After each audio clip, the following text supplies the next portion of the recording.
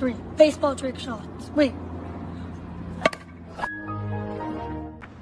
Hello everyone, Pantoufleee here today for a new video in which we are gonna see what would happen if the matchmaking hated you. If you take a close look at both teams, you will see that one is fully composed of Annihilators and the other one is fully composed of Smashers. The sole purpose is to see who will win this match. Of course, it depends on multiple factors, for example, the average skill of the players in each teams, the capabilities with the tank, the 100% crew or not, how it is equipped, etc, etc. But overall, it gives you a general idea of which tanks is completely annihilating the other one. During this video, you're gonna see the point of view of the Annihilator. I still have a point of view from the Smasher as well that you're gonna see after, and oh boy, is it something funny to watch. Basically, before jumping into the details and talking mainly about the aspects of the tank, we need to understand one thing. The main difference between the Smasher and the Annihilator is that on the Annihilator you have 3 shots, on the Smasher only 1, but also the gun depression, 8 degrees on the Annihilator. And this gun depression allows it to be really more flexible than the Smasher on every single terrain the game has to offer. Of course, it also have an amazing turret armor, which is not the case of the Smasher. I mean, the Smasher has a good turret armor, don't mind me, but I think it's much more easier for people to penetrate the Smasher turret than it is for the Annihilator, simply because people are not aware that to penetrate the turret on the Annihilator, you have to play with gold shells. For example, here on this game, if the Annihilator went for straight hit shells into my turret, they would have been probably able to penetrate. They didn't, so of course I sustained more on the battlefield. Look at this shot, for example. I took 640 into the side of the turret. If he shot with hit shell, he would have penetrated. I'm 100% sure of that. Now, of course, a lot of people are telling me that the Annihilator is way more broken than the Smasher. This video is not gonna prove you otherwise, because most of the time the Annihilator is doing great stuffs, but you gotta remind you one thing. Those tanks can't really be compared in a 7 versus 7 matchmaking, simply over the fact that it all depends on what game you're playing on, it all also depends on your teammates, it's gonna depend on where you go, your RNG, etc, etc. It's impossible in this game to compare tanks. But there is something we can do. We can do some kind of testings with those tanks and see which one is gonna perform the best. And here for the first game, no doubt that the Annihilator is annihilating the Smashers. Now let's take a closer look to the Smasher. The main advantage that this tank has over the Annihilator is its HE capability. If you penetrate with your HE, you're gonna do more than 1000 damage. And that's where the main strength of the Smasher is, and that's why, in my opinion, even if the Annihilator is a really good tank, the Smasher is still a better one.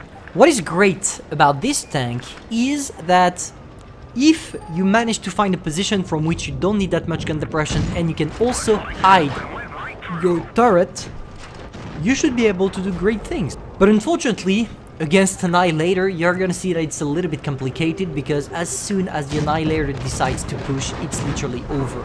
Because that tank is a DPM beast. I want to remind you that you have a tier 10 DPM at tier 7 on those tanks, and tracks that are so big that it's nearly impossible to penetrate them. And just look at this. Here the Annihilator are pushing. Yes, we have the Smashers defending, but as the DPM of the Annihilator is way above the one you have on the Smasher, sooner or later you're gonna die. There is nothing you can do, but that's still hilarious to watch at. Now we're gonna focus a little bit on the playstyle, as I don't need to say anything else about those tanks. I listed the main differences. Now it's all about how you're gonna play it and the playstyle of your team. As you can see on this replay, the Smashers adopted a pretty defensive playstyle, whereas the Annihilator tried to strictly rush. Here an amazing shot service put on myself with gold shells, and I tell you once again, when you play with gold shells, you're gonna penetrate that tank. And as soon as you shoot, that's the problem. As soon as you shoot, what are you supposed to do? You can't do anything. When you shot, the Annihilators are knowing that you're reloading. They are gonna go around the corner and just smoke your ass. And that's exactly what happened here. Just take a look at Team Smasher damage. Literally nobody worked.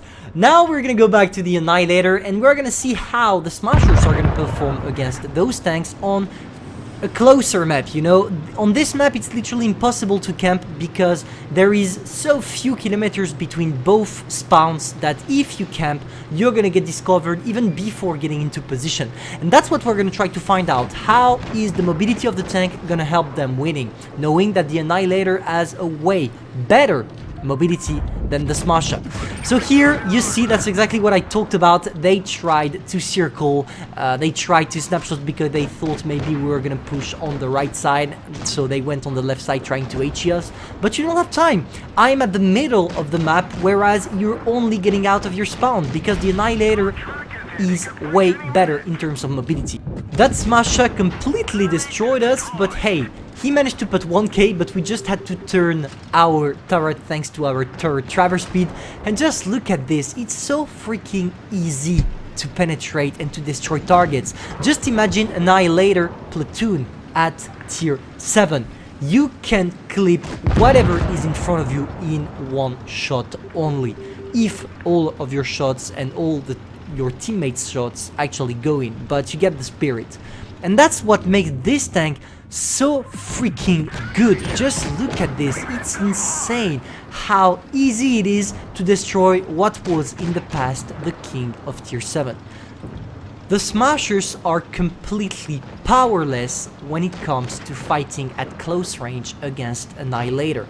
But I was expecting this result because despite the fact that it's a really not made for Smasher map, it's also a map that really requires some hull down techniques and some gun depression, and on the Smasher you don't have any gun depression.